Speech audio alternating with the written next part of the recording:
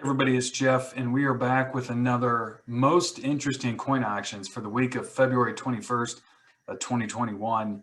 And the theme of the week was definitely buy in pretty much September through October of 2020 and sell in February of 2021. There were so many coins that were flipped and only held really for less than 6 months.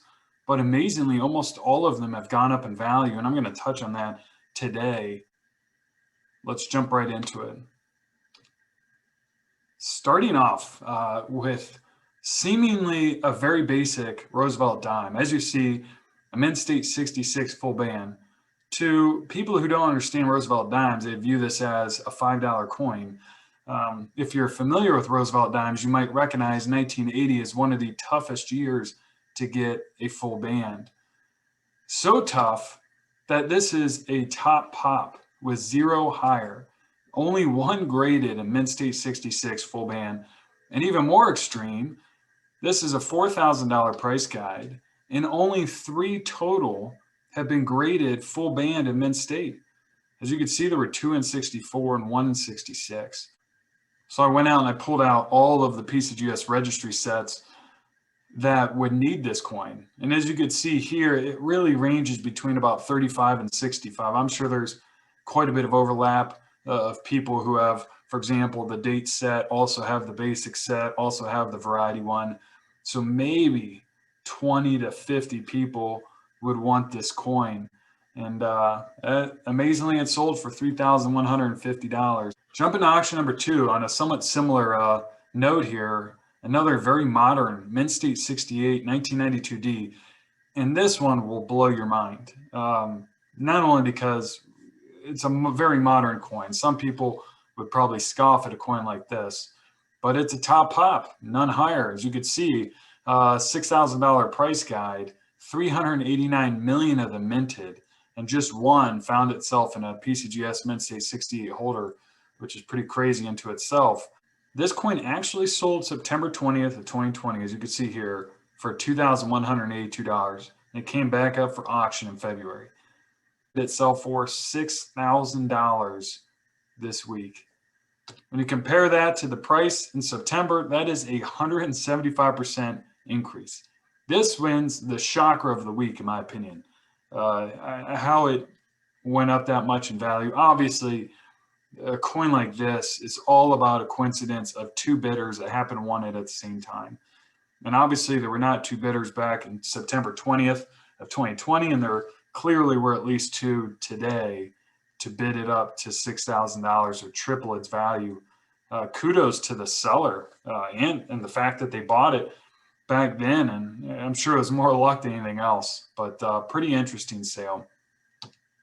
Jump to auction number three. There were a couple Morgans that were just monster proofs, incredibly low mintage. As you could see here, without any comparable sales, this one ended up selling for $42,750. PCGS didn't even have a price guide for this because this is at least the first recorded auction sale of this coin. Absolutely an incredible coin. And then another proof, and I love this one because the fact that it's a proof 40, an absolute monster. Only 880 of these minted. Really the key proof date, one of them at least. And the fact that it circulated for that long. Think of how many people put this into their pocket not knowing how valuable this coin really was. Even back in the 1890s, I'm sure it was clearly worth well more than face value. And it was able to circulate down to a proof 40, where there was 6 in the grade and 415 higher, and it still has a PCGS price guide of 38,500. Now, what's interesting with this coin is it actually sold April 29th of 2018 for 38,400 at Heritage. So the buyer of this coin has held it for about 2.5 years, which is a fair time to hold it. And today it sold for just above that, 40,514, which is keeping up with the trend of coin values going higher. Auction number five, I like this one because it's a Brent Poe coin. Brent Poe had a big sale back in March of 2020, right during really the worst of the vaccine or the virus, the worst of times. In March of 2020, this coin sold for $2,880. And if you're familiar with the Washington series. This is about a $200 coin without Brent Pogue's name on it, even with this toned, very nicely toned, especially the obverse. The reverse is a little rough, in my opinion, but the obverse is obviously quite nice. Maybe it's a $500 coin. The name recognition, Brent Pogue is a big historic name in our industry and will forever live that way. Sold for 2,880. However, it came back up for sale at Great Collections in November of 2020. So the buyer in March held it for about 6 months, put it up for sale, and ended up selling it for $1,581. So how did it sell today? It finished at $1,956. So essentially the coin traded hands 3 times in a year, which in my opinion, again, is a surprise. And maybe this is a trend we're seeing in the industry where people are just not holding on to coins as long. Auction number 6, and this is a monster. It's a fairly common variety amongst the Buffalo Nickel series, 38D over S. There's quite a few of them, but not in this grade. Only 4, as you could see, have been able to get the Mint State 68 grade. And I looked at all 4, and this is tied for the nicest with one other monster toned Buffalo Nickel. So really, it's top 2 in my opinion. PCGS price guide 25,000. This, as you can see, also sold November 29th, 2020, for $18,000. So the buyer of this coin did not hold this for very long, about just barely 3 months, and already put it back up for auction. So how did this sell today? It finished at $19,125, which essentially, comparing it to the sale on November 29th, is an increase of 6%. Auction number 7, yet again, another story of a very short holding period.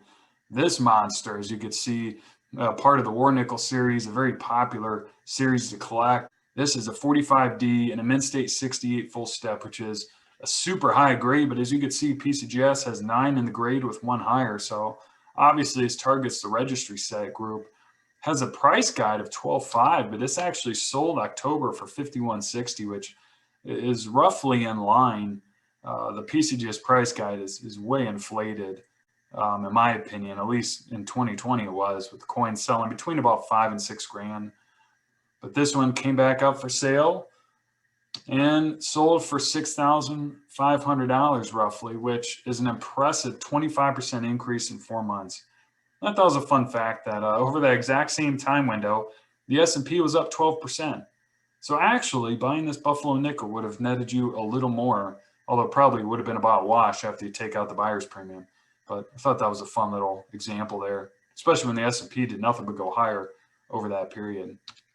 And then the final auctions, there were some monster walking Liberty halves.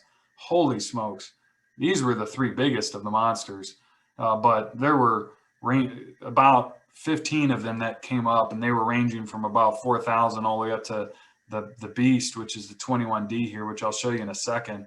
Obviously, some major collector dumped their collection, again, further legitimizing Great Collections as a key auction company, both buyers and sellers alike, that they can absorb this.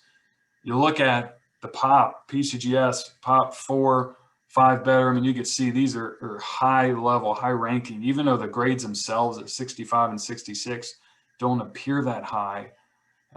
Those years and mint marks are tough. You can see the PCGS values at the bottom, and then where they ended up selling for. All of them exceeded the PCGS value, or of course the beast was right on it. But the 17D I found interesting. Let's dig into that. That one actually sold back in August of 2010 for, as you can see, 12,650 at Heritage, and was held on to over that entire time period, so about 10.5 years, and then just put up for auction and sold, as you could see, for $32,000, which is an increase of 153% since 2010. A very nice increase, and of course proves that super high quality coins might be expensive today, but if you hold them long enough, are probably still good long-term investments, especially with the wealthy getting wealthier and looking to buy these types of coins. So That is all I have. I appreciate you watching. If you can, make sure to subscribe and like. I'm going to put these out every Sunday evening. Thank you very much. Take care.